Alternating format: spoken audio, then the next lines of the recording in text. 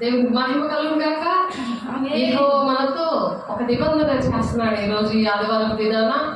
ఏంటంటే దేవుని ఆత్మ నేను నీ నోట నుంచి నా మాటలను నీ నోట నుండి నీ పిల్లల నోట నుండి ఈ కాలము మొదలుకొని ఎల్లప్పుడూ తొలగిపోవని యెహోవా సెలవిస్తున్నాడు. ఇదేంటంటే యెహోవా మనతో చేసిన నిబంధన. ఈ ఉపవాస దినాల్లో ఎవరైతే దేవునికి ఇష్టంగా ఉంటారో, దేవుని ఆజ్ఞలు పాటిస్తూ దేవునికి మహిమకరంగా ఉంటారో, తండ్రి చిత్తాన్ని నెరవేరుస్తారో వారి కోసము దేవుణ్ణి ఆరాధిద్దాము. అలాగా ఉండి మనం ఆరాధించినప్పుడు దేవుడు దీవించడానికి దేవుడు మన మధ్య ఉన్నారు. దేవుని నామమునకు స్తోత్రం.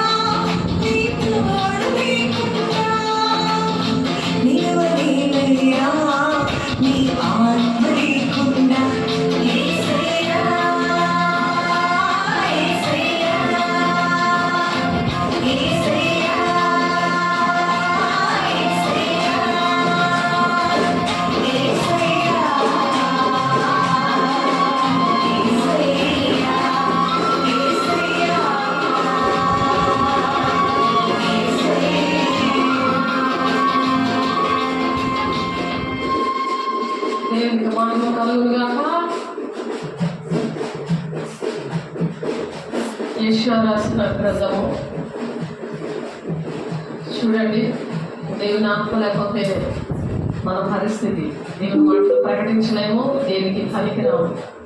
దేవునికి పిల్లలకి చాలా దీవెనకరంగా ఉండాలని మా కోసం ప్రార్థన చేయండి, మా కోసం ప్రార్థన చేయండి అని అంటారు. కానీ దేవుని ఆత్మ లేకపోతే మనం నడవలేము, ఎక్కడికైనా వెళ్ళినా దేవుని ప్రకటించలేము, మళ్ళీ తిరిగి రాలేము. దేవుని బిడ్డలుగా చచ్చిపోయిన వాళ్ళగా వస్తారు, మనుషులతో కూడతారు, మనిషి ఆత్మతో ఉండి నువ్వు జీవిస్తున్నావే కానీ మృతుడివే అన్నట్టుగా తయారవుతారు.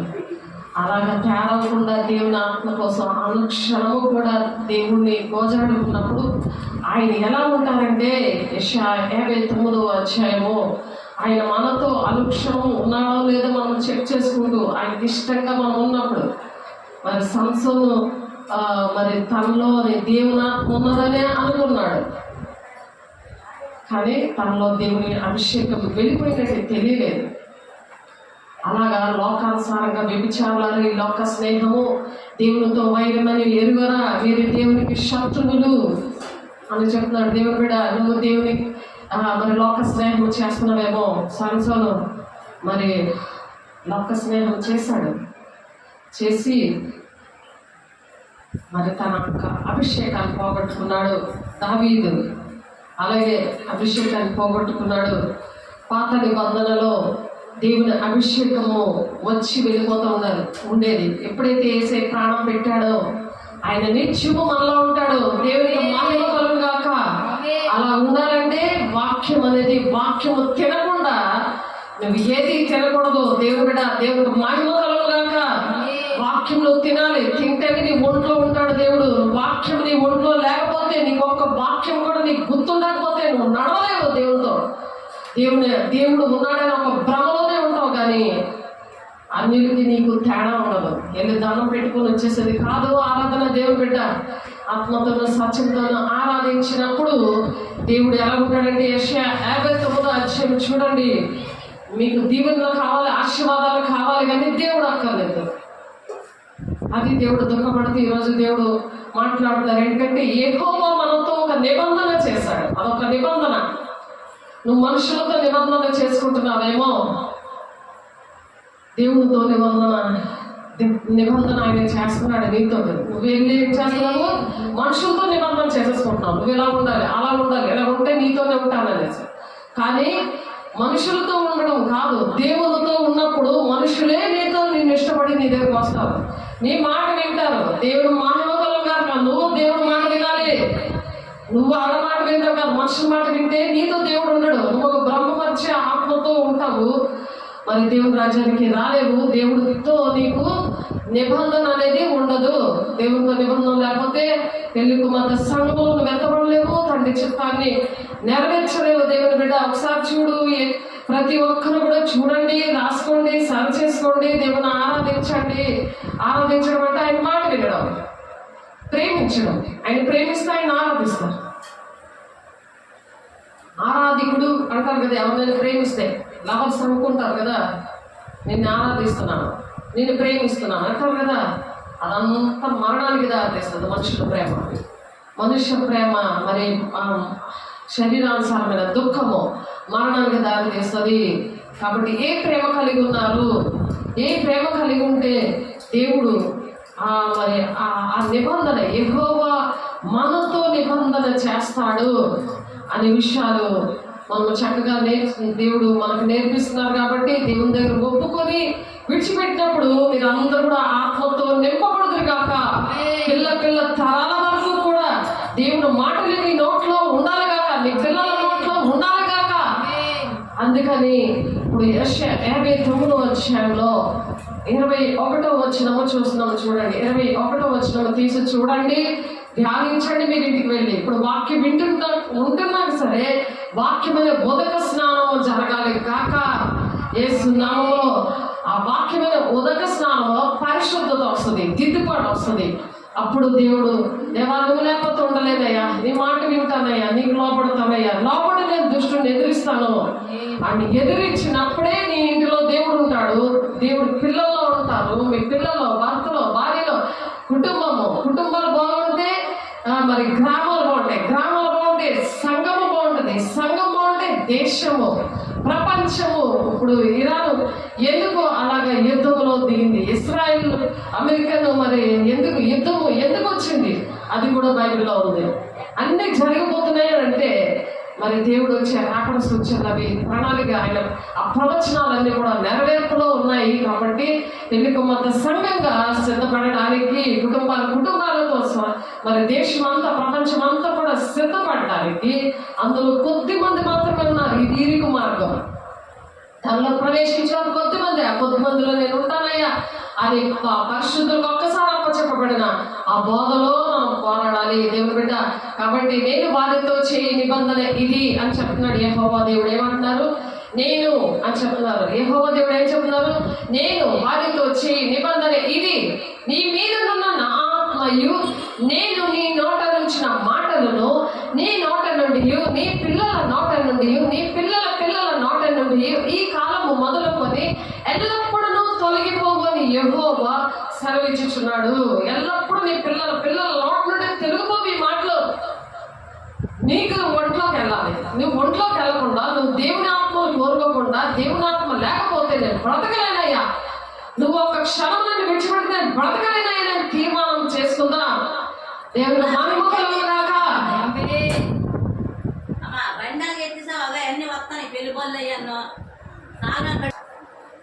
దేవునికి మహిమ కలుగుగాక. కొలస్సీలు 1:20 ఆయన సిలువ రక్తము చేత సంధి చేశాడు. ఎందుకు?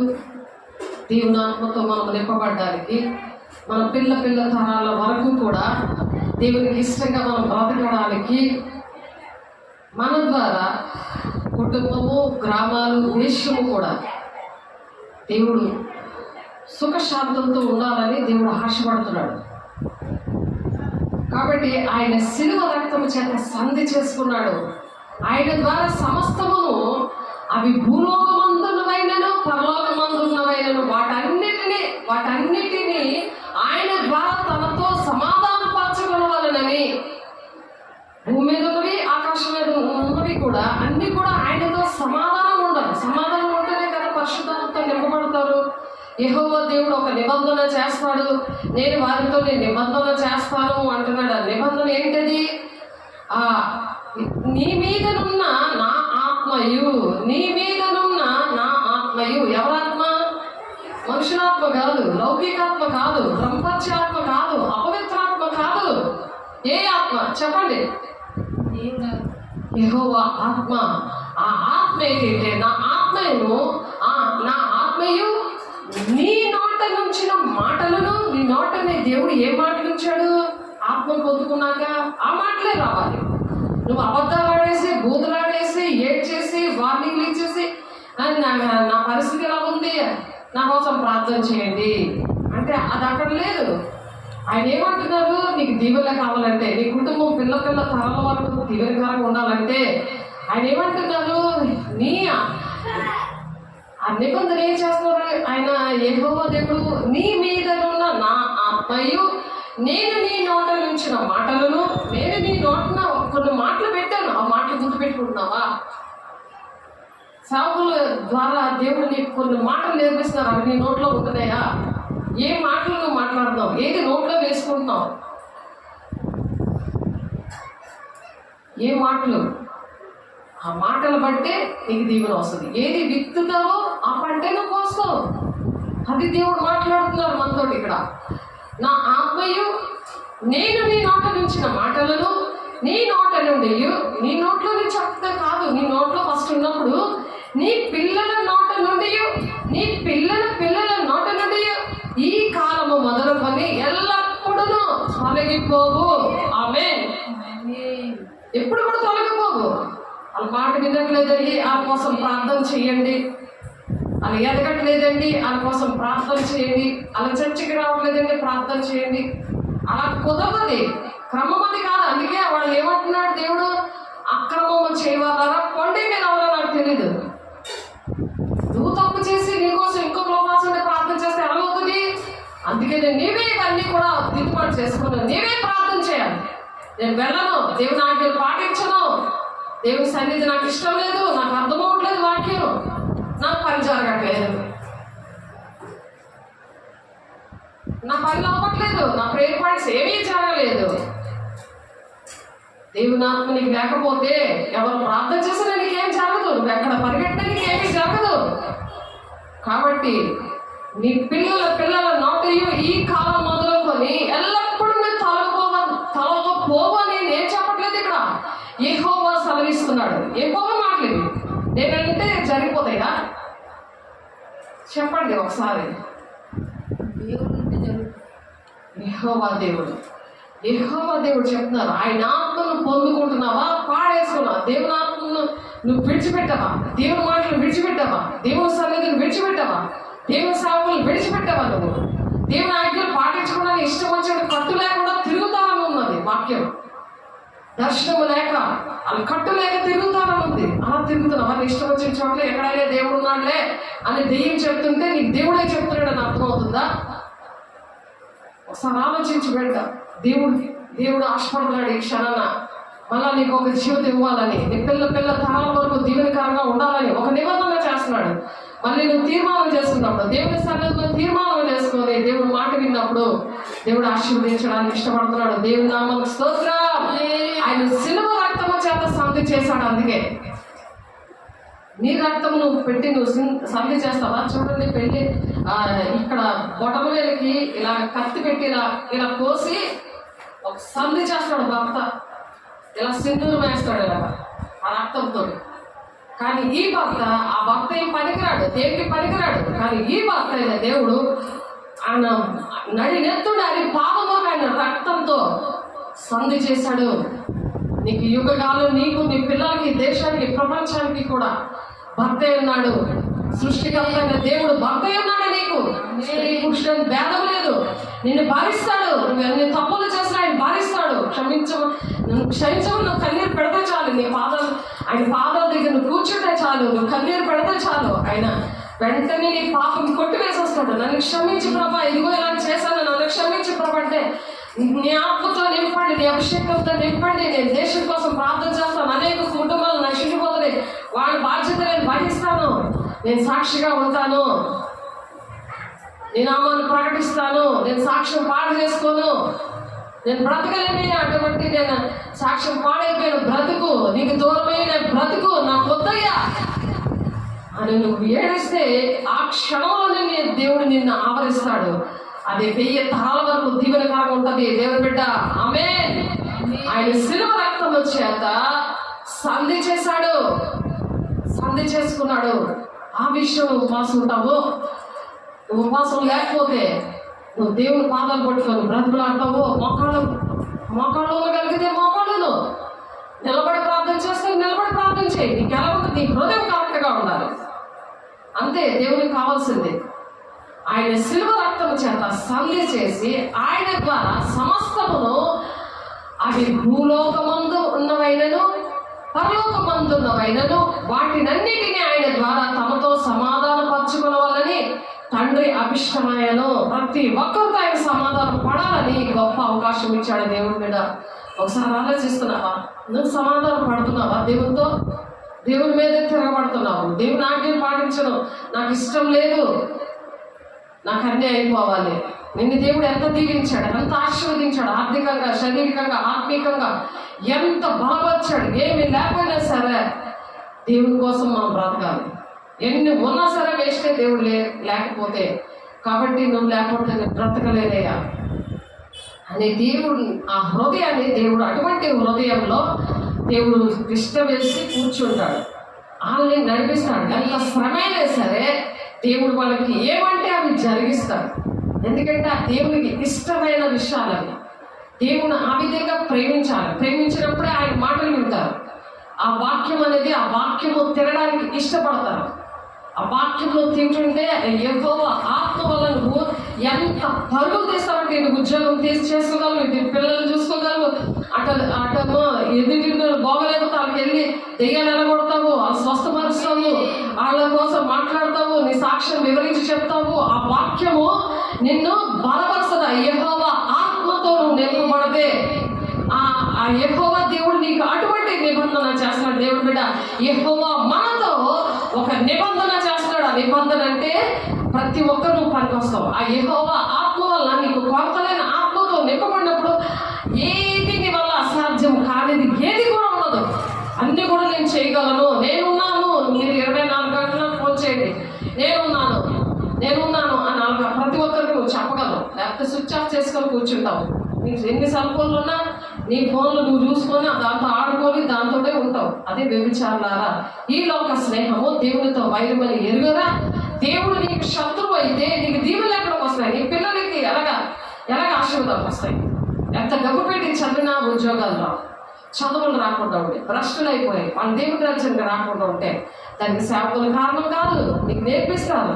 మరి ఎస్తేరు ఎలాగ తన జనాంగాన్ని రక్షించుకుంది, యోసేపు ఎలాగ తన కుటుంబాన్ని రక్షించుకున్నాడు, యేసే ఎలాగ తన కుటుంబాన్ని దేశాన్ని రక్షించుకున్నాడు, యేసే శిష్యులు మరి ప్రపంచం అంతా కూడా ఎలాగ వాళ్ళు రక్షించుకున్నారు. అప్పుడు వాళ్ళకి బైబిల్ లేదు, వాళ్ళకి దగ్గర డబ్బులు లేవు, ఏ ఆయుధాలు లేవు, ఏ బళ్ళు లేవు, ఏ ఏసీలు లేవు, ఏ కుక్కర్లు లేవు, ఏ మోటార్లు ఏమీ లేవు.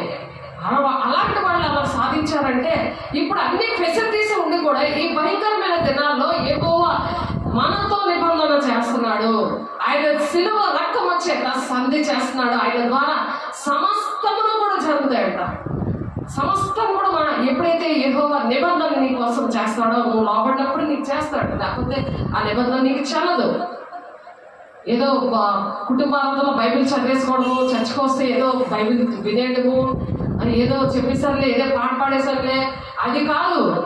నీతో దేవుడు సంధిస్తున్నాడు లేదా, నీకు కన్నీళ్ళు వస్తున్నాయా లేదా, ఒక వేదన దుఃఖము నీకు వస్తుందా, ఆత్మానుసారమైన దుఃఖము రక్షణాత్మకమైన మార్మల్స్ కలిగేస్తుంది. నీకు మార్మల్స్ వచ్చిందా? శరీరానుసారమైన దుఃఖము మరణానికి దారి తీస్తానంటున్నాడు. సమాధానం ఉండదు. కాబట్టి ఆత్మానుసారమైన దుఃఖము సమాధానము జీవం ఇస్తుంది. ఆడ ధర్మశాస్త్రం లోబడతారని ఉంది. నీకు శరీరానుసారమైన దుఃఖమే, అదే ప్రార్థన, దానికే 40 రోజులు ఉపవాసం ఉంటావు, దానికే నువ్వు అవి జాబులు రాకపోతే నువ్వు చర్చికి రావడం మానేస్తావు, సేవలతో మాట్లాడడం మానేస్తావు, సంఘాలు పట్టించుకోవడం మానేస్తావు, దేవునాజ్ఞలు పాటించడం మానేస్తావు. ఎవరికి నష్టం? ఒకసారి ఆలోచించి. యెహోవా దేవుడు నీతో మాట్లాడుతున్నాడు. ఆయన ఒక నిబంధన చేస్తున్నాడు నిన్ను ప్రేమించి. కాబట్టి మరియు గత కాలం ముందు దేవునికి దూరస్తులను మీ దుష్క్రియల వలన మీ మనస్సులో విరోధ భావములు గలవారనై ఉండిన మిమ్మల్ని కూడా, విరోధంగా ఉన్నారు కదా, మిమ్మల్ని కూడా అని చెప్తున్నాడు. మిమ్మల్ని పిలుస్తున్నాడు మళ్ళా దేవుడు. కాబట్టి తన సన్నిధిని పరిశుద్ధులుగాను, నిర్దోషులుగాను, నిరపరాధులుగాను నిలవబెట్టేటకు ఆయన మాంసయుక్తమైన దేహమందు మరణం వలన ఇప్పుడు మిమ్మును సమాధానపరిచాను. యేసయ్య రక్తం ద్వారానే విడుదల వస్తుంది. అనారోగ్యాలు పోతాయి, స్వస్థతలు వస్తాయి, దెయ్యాలు నిలబడతారు. అన్నీ కూడా యేసయ్య రక్తం ద్వారా జరుగుతాయి. దేవుని బిడ్డ, పునాది మీద కట్టబడిన వారే స్థిరముగా ఉండి, నువ్వు స్థిరంగా ఉన్నావా? క్రీస్తు బండ మీద కట్టలేదు. ఇసుక మీద నీ ఇల్లు కట్టుకుంటే తుఫాను శ్రమ వస్తే వెంటనే నువ్వు జారిపోతావు, నిలబడలేవు. దేవునికి దూరం అయిపోతాం, సేవకులకు దూరం అయిపోతాం, సంఘానికి దూరం అయిపోతాం. ఫోన్లో ఉన్నా సరే నీకు సాతాన్ని నీకు ఫోన్లో మాట్లాడినప్పుడు సేవకులతో, దేవునితో నీకు కనెక్షన్ లేకపోతే సేవకులతో కనెక్షన్ ఉండదు. నీకు వాళ్ళు ఏం చెప్పినా నీకు ఆ విరుద్ధంగా ఉంటుంది. వాళ్ళు ప్రార్థన చేయలేదు కాబట్టి నీ పరిస్థితి ఎలా ఉందని నీకు దెయ్యం అలా బోధ చేస్తూ ఉంటుంది. ఎక్కడైనా దేవుడు ఉన్నాడులే అని చెప్పి అది అలాగే నిన్ను సాతానుగాడు నిన్ను అలా పెంచుతూ ఉంటాడు. కాబట్టి అది స్థిరమైన జీవితం కాదు. పునాది మీద కట్టబడిన వారే స్థిరముగా ఉండండి అంటున్నాడు. పునాది క్రీస్తు అనే బండ మీద నిలబడాలి. దేవుని రక్తం ద్వారా నీకు శాంతి చేశాడు. ఆయన రక్తం ద్వారా నీకు విడుదల ఇచ్చారు. ఎన్ని విషయాల్లో విడుదల ఇచ్చారు. పాపం నుండి, శాపం నుండి విడిపించి ఆ విధంగా చేసినప్పుడు మనం ఎలా ఉండాలి? మీరు విన్నట్టు ఆకాశం క్రింద ఉన్న సమస్త ప్రకటింపబడినట్టు ఏదైతే విన్నామో అది సమస్త సృష్టికి కూడా ప్రకటింపబడినట్టు ఈ సువార్త వల్ల కలుగు నిరీక్షణ నుండి తొలగిపోకూడదు. ప్రపంచానికి నువ్వు ప్రకటించాలి. నేను ఉండలేనయ్యా ఈ విషయాలు నేను ప్రకటించుకుంటాను. నా జీవితంలో నువ్వు ఎన్ని అద్భుత కార్యాలు చేసావో, ఎంత ఆశీర్వదించావో, అటువంటి మాటలు నేను చెప్పకుండా ఉండలేనయ్యా. నేను సాక్ష్యాన్ని, నా మాటలు, నువ్వు నా నోట్లో ఉంచిన మాటలు అవి ఎంతలోకి వెళ్ళిపోతాయట? పిల్ల తరాలు 1000 తరాలకి వెళ్ళిపోతాయట. దేవుడు చెప్తున్నాడు యెహోవా వాక్కు, యెహోవా నిబంధన అది అని యెషయా 59:21 దేవుడు ఈరోజు మనతో మాట్లాడుతున్నారు. దేవుని బిడ్డ, పునాది మీద కట్టబడిన వారే స్థిరముగా ఉండి మీరు విన్నట్టు ఆకాశం క్రింద ఉన్న సమస్త సృష్టికి ప్రకటించబడినట్టు ఈ సువార్త వల్ల కలుగు నిరీక్షణ నుండి తొలగిపోక విశ్వాసమందు నిలిచి ఉండిన ఎడల, విశ్వాసం ఉండాలి. విశ్వాసం మనకు ఉండాలి. ఏదైనా చిన్న శ్రమ రాగానే, చిన్న శోధన రాగానే విడిచిపెట్టేసేది కాదు. దేవునితో చావైనా రేవైనా దేవుని మాట వింటూ దేవుని కోసం బ్రతకాలి. ఇరుకు మార్గంలో ప్రవేశించ పోరాడాలి అంటున్నాడు ఆయన. శ్రమల ద్వారానే దేవుడు ఏం చేస్తాడంట, పరలోక రాజ్యానికి వెళతామంట. పరలోక రాజ్యానికి శ్రమల గుండానే దేవుని రాజ్యానికి వెళ్తామని ఉంది. ఎప్పుడైతే యెహోవా ఆత్మ ఉన్నదో ఆ శ్రమలను తొక్కుకుంటూ వెళ్తావు. దేవుని బిడ్డ, అపోస్తలుల కార్యము 14:22 మనం దేవుని రాజ్య శిష్యుల మనసులను మనం ఏమని చెప్తున్నారు, దేవుని రాజ్యానికి మనం వెళ్ళాలి అని అంటే శిష్యుల మనసులను దృఢపరిచి విశ్వాసమందు నిలకడగా ఉన్నాడు. విశ్వాసంగా మనం నిలకడగా ఉండవలెనని, అనేక శ్రమలను అనుభవించి మనము దేవుని రాజ్యంలో ప్రవేశింపవలెనని వారిని హెచ్చరించాడు. పౌలు గారు హెచ్చరించాడు. ఎందుకంటే నేను క్రీస్తుని పోలి నడుస్తున్నాను, మీరు నన్ను పోలి నడవండి. అలాగే నువ్వు పోలి నడిచి నీ పిల్ల తరాల వరకు నడిపించేది ఎవరు? యెహోవా ఆత్మ. చెప్పాలి గట్టిగా, దేవుడు సంతోషపడతాడు. దేవుని ఆత్మ నేను పొందుకుని ఆ రుచి చూసినప్పుడు నీ కన్నీరు వస్తుంది, దుఃఖం వస్తుంది. నేను అలా బ్రతుకుతున్నాను, నేను అలాగే నా పిల్లలు అలా విధంగా దీవెనకరంగా నేను పెంచుతాను అని తీర్మానం చేసుకోవాలి. తీర్మానం చేసుకుంటే దేవుని ఆత్మను పొందుకుంటూ ఉండాలి. దేవుని వాక్యంలో ఉదక స్నానం అనేది చేస్తుంటారు. పునాది మీద కట్టబడిన వారైనప్పుడు వాళ్ళు స్థిరంగా ఉంటారు. ఇక్కడ ఒక చర్చి, అక్కడ ఒక చర్చి, ఎక్కడికి వెళ్ళినా నాకు చర్చే కావాలంటే నువ్వు పిల్లల కోసం నీ పిల్లలు అలా వదిలేస్తావా? ఎక్కడైనా అమ్మ నాన్న ఉన్నారు లేకపోతే నీ పిల్లలు అలా వదిలేస్తావా? వెళ్ళిపోతే ఊరుకుంటావా? కాబట్టి దుష్టుడు వాళ్ళలో ఉండి వాళ్ళలాగా అన్ని ఇంటికి దాసం అయిపోతారు. నీ మాట వినరు. కారణం అదే, దుష్టుడు వాళ్ళ హృదయాన్ని దోచేస్తాడు, వాళ్ళ గుండెని దోచేస్తాడు. ఆ సాతాను గుండెని పెడతాడు అన్నమాట. నీ మాట వినడు. కాబట్టి సాతానుడే కొడుకులాగా తయారవుతాడు, భర్తలాగా తయారవుతాడు, భార్యలాగా తయారవుతాడు. పేరుకి మనిషిని చూస్తావు కదా, లోపల సాతానుని ఖచ్చితంగా ఉంటారు. దేవుని బిడ్డ నీ మాట వినట్లేదంటే కారణం నువ్వే. నీ కుటుంబం పాటు చేసుకుంది. జ్ఞానవంతులు తన ఇంటిని చక్కపరుచుకుంటుంది. 3 రాళ్ళు తన చేతులతో ఓడబెరుకుంటుందంటే ఇదేనమాట. దేవుని జ్ఞానం లేకపోతే, దేవుడు అన్ని ఇచ్చినా సరే నా దగ్గర అన్నీ ఉన్నాయి, దేవుడు కూడా కొనేస్తాను అన్నట్టుగా బయలుదేరుతున్నారు జనాలు. ఎక్కడ డబ్బులు ఇస్తే ఆడ నా మాట అంటారు, నన్ను దీవిస్తారంటే ఆ దీవులు చల్లవు. నీ డబ్బులు పోతాయి. దేవుని డబ్బులు సాతాను చేతిలో పెడుతున్నావు అంతే. నీ సమయం సాతాను చేతిలో పెడుతున్నావు అంతే. కాబట్టి ఎన్ని శ్రమలు వచ్చినా సరే సేవలు విడిచిపెట్టకూడదు, దేవుని విడిచిపెట్టకూడదు, దేవుని ఆజ్ఞలు పాటించడం మానేయకూడదు. అందుకని దేవుని ఆజ్ఞలు పాటించకపోతే అలాగే సన్నిధిలోకి వచ్చే అర్హత లేదని మనం చెప్పుకున్నాం. అర్హత ఉంది దానికి. ఏప్రిల్ 4వ అధ్యాయంలో ఉంటుంది, 3వ అధ్యాయంలో.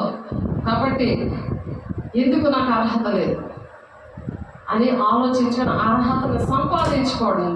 దానికి దేవుడు పునాది మీద కట్టబడిన వారే స్థిరముగా ఉండి మీరు విన్నట్టు ఆకాశము కింద ఉన్న సమస్త సృష్టికి ప్రకటింపబడినట్టు ఈ సువార్త వల్ల కలుగు నిరీక్షణ నుండి తొలగిపోవద్దు. నిరీక్షణ, ఒక నిరీక్షణ ఏంటంటే దేవుని రాజ్యానికి శ్రమల గుండా మనం వెళ్తాం. ఒక నిరీక్షణ, ఒక విశ్వాసం ఉండాలి. ఎదురు చూపులు. నిరీక్షణ అంటే ఏంటి? యెహోవా కొరకు ఎదురు చూచి వారు నూతన బలం పొందుకుంటారు. ఆ బలముతోనే అన్ని కూడా సాధిస్తారు. ఆ శ్రమలు తొక్కుకుంటే తండ్రి చిత్తాన్ని నెరవేరుస్తారు. ఆమేన్. కాబట్టి పునాది మీద కట్టబడిన వారే స్థిరముగా ఉండి మీరు విన్నట్టు ఆకాశం కింద ఉన్న సమస్త సృష్టికి ప్రకటింపబడినట్టు ఈ సువార్త వల్ల కలుగు నిరీక్షణ నుండి తొలగిపోక విశ్వాసముందు నిలిచిన వారైన ఎడల ఇది మీకు కలుగును.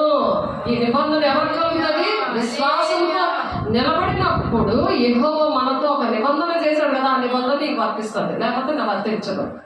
అన్ని వాక్యాలు నా కోసమే, ఈ వాగ్దానాలన్నీ నా కోసమే అని భ్రమలో బతికూడదు.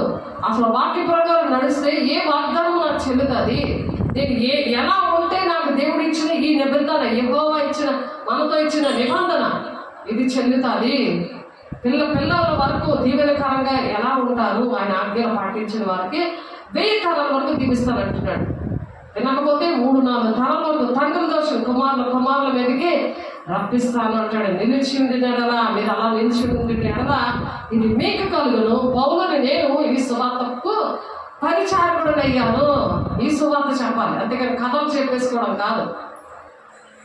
కథల్లాగా దావీదు కథ చెప్పుకుంటారు, అబ్రహాం కథ చెప్పుకుంటారు. వాళ్ళ వ్యభిచారం చేశారు కదా, అంతమంది భార్యలు ఉన్నారు కదా, సంసారం మరి జ్ఞానవంతుడు కదా, అయినా సరే అంతమంది భార్యలు ఉన్నారు కదా, అలాగే సాతాను కూడా నీకు బోధించేస్తుంది దేవుని బిడ్డ. అందుకనే పౌలు ఏం చెప్పాడు, నేను క్రీస్తుని పోలి నడుస్తున్నాను, మీరు నన్ను పోలి నడవండి.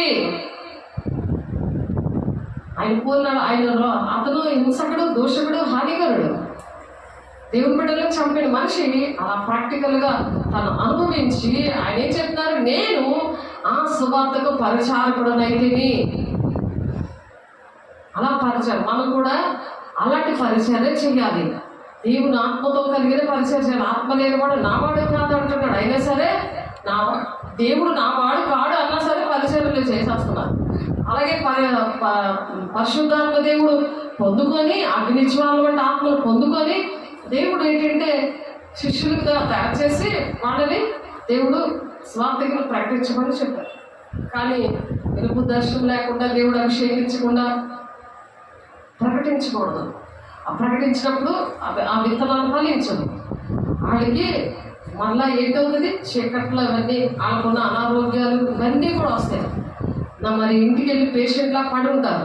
కాబట్టి దేవుని వాక్యము అనగా యుగములలోనూ తరతరములలోనూ మరుగు చేయబడి ఉన్న మర్మమును సంపూర్ణంగా ప్రకటించుటకు మీ నిమిత్తము నాకు అప్పగింపబడిన దేవుని ఏర్పాటు ప్రకారము నేను ఆ సంఘమునకు పరిచారకుడినైతిని. నువ్వు పరిచారకుడిగా ఉండాలి. అటువంటి సంఘానికి నువ్వు పరిచయం చేయాలి, నువ్వు సహకరించాలి. ఒక సువార్థికుడిగా, ఒక ప్రవక్తగా, ఉపదేశకుడిగా, కాపరిగా, బోధకుడిగా.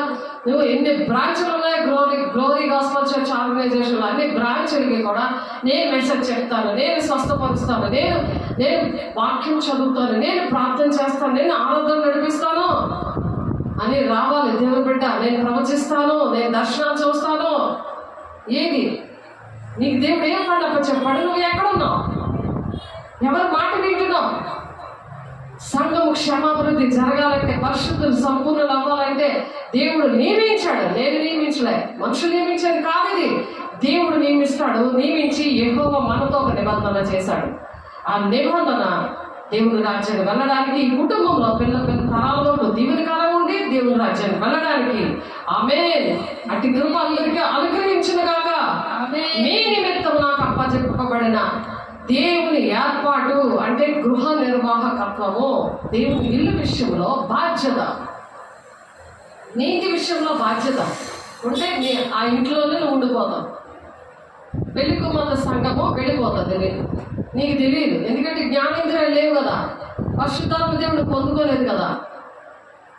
పొందుకుంటే జ్ఞానేంద్రియాలు ఉంటే ఆయన బోర శబ్దం వింటావు.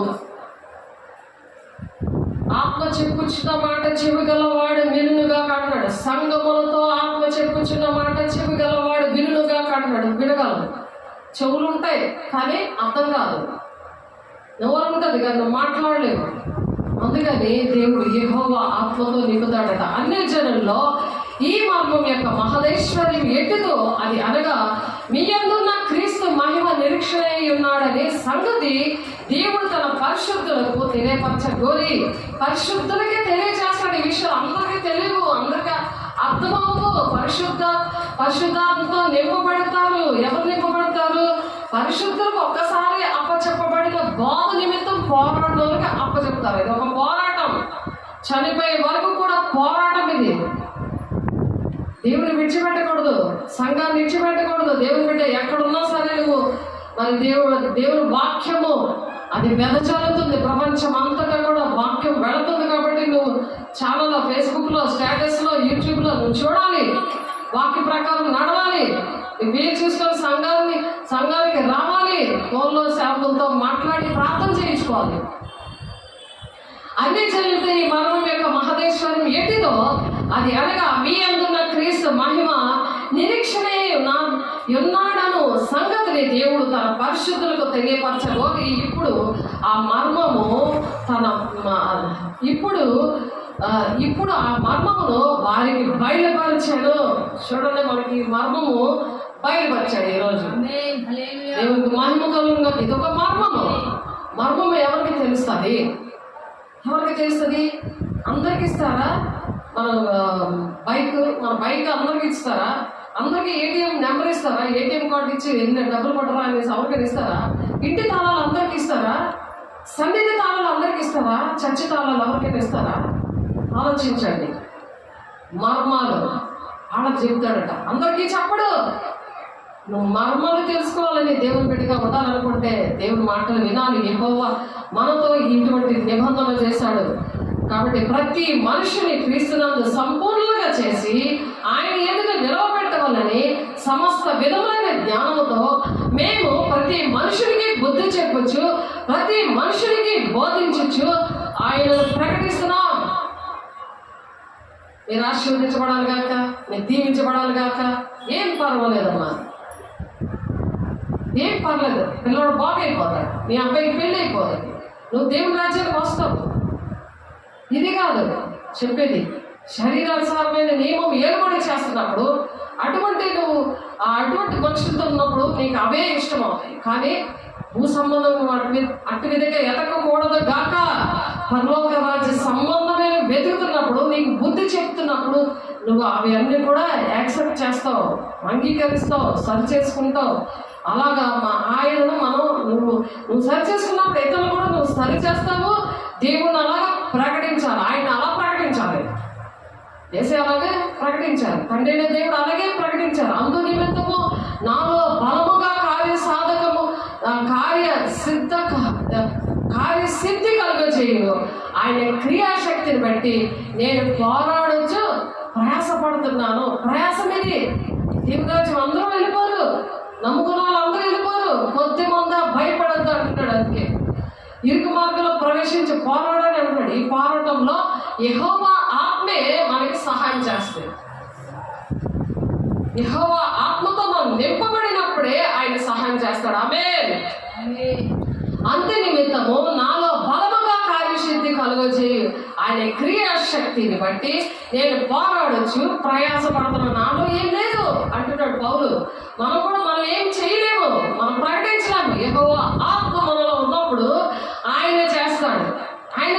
దేవుని బిడ్డ అది రుచి చూసి ఎరిగి తిని అంటాడు. దాన్ని దేవుని ప్రేమను అర్థమవుతుందా? రుచి చూచి ఎరిగి తిని యెహోవా ఉత్తముడనియు. అలా ఎరిగిన వాళ్ళు అలా ప్రకటించగలరు, బుద్ధి చెప్పగలరు, వాళ్ళు దేవుని రాజ్యానికి అలా ఆ విధంగా రాబట్టగలరు. అట్టి కృప దేవుడు మీకు అనుగ్రహించిన గాక, ప్రతి ఒక్కరికి అనుగ్రహించిన గాక. కాబట్టి అందు నిమిత్తము నాలో బలముగా కార్యసిద్ధి కలుగజే ఆయన క్రియాశక్తిని బట్టి నేను పోరాడొచ్చు ప్రయాస పడుదుము గాక. ఆమేన్. కాబట్టి దేవుడు అటువంటి మనకి యెహోవా దేవుడు ఇచ్చిన ఆ నిబంధన ఆ విధంగా మనం పొందుకొని ఆ నిబంధనలో మనము గీత దాటకుండా ఉండాలని దేవుడు ఆశపడుతున్నాడు. ప్రతి మనిషిని క్రీస్తునందు సంపూర్ణంగా అలా చేసి ఆయన ఎదుట నిలబెట్టాలని సమస్త విధములైన జ్ఞానముతో మేము ప్రతి మనుషునికి బుద్ధి చెప్తూ ప్రతి మనుషునికి బోధిస్తూ ఆయన ఆ విధంగా మనం ప్రకటిస్తాం. అందు నిమిత్తము నాలో బలముగా కార్యసిద్ధి కలుగజే ఆయన క్రియాశక్తిని పెట్టి నేను పోరాడుచు మనం శ్రమ పడదాము. దేవుడి మాటలు దీవించిన కాక ప్రార్థన చేసుకుందాం. పరిశుద్ధాత్మడా వందనాలయ్యా, మహిమగల దేవానికి స్తోత్రాలు, అభిషేకుడానికి వందనాలు, కృప చూపడి ఐశ్వర్యవంతడానికి స్తోత్రాలు. అగ్ని జ్వాల వంటి కన్నులు గలవాడా, అపరంచి వంటి పాదములు గలవాడా, అయా నీ ఆత్మతో మమ్మల్ని నింపారాయని స్తోత్రాలు, మహిమతో నింపారాయని స్తోత్రాలు. అయా కఠినని ఆత్మను కలిగి నేను ప్రకటించడానికి అయ్యా కన్నీటితో వేదనతో దుఃఖముతో తండ్రి నువ్వు లేకుండా బ్రతకలేమయ్యా. ఎవరైతే నాయనా అయ్యా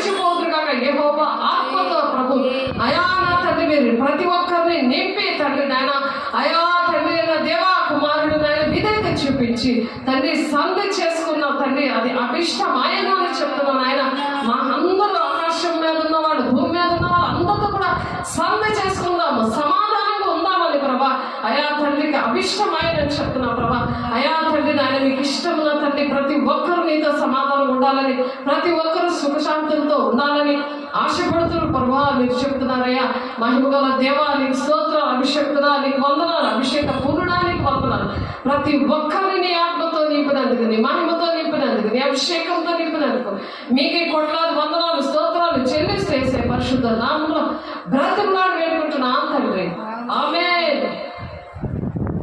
తండ్రి యొక్క దీవెన మన యొక్క కృప పరిశుద్ధాత్మిక నిత్య సహవాసం సదా కాలము ప్రతి ఒక్కరికి కూడా తోడై నడిపించింది కాక ఆమేన్. దేవుడు మహిమ కలుగును గాక. God bless you. దేవుడు దీవించి ఆశీర్వదించును గాక. ఆమేన్.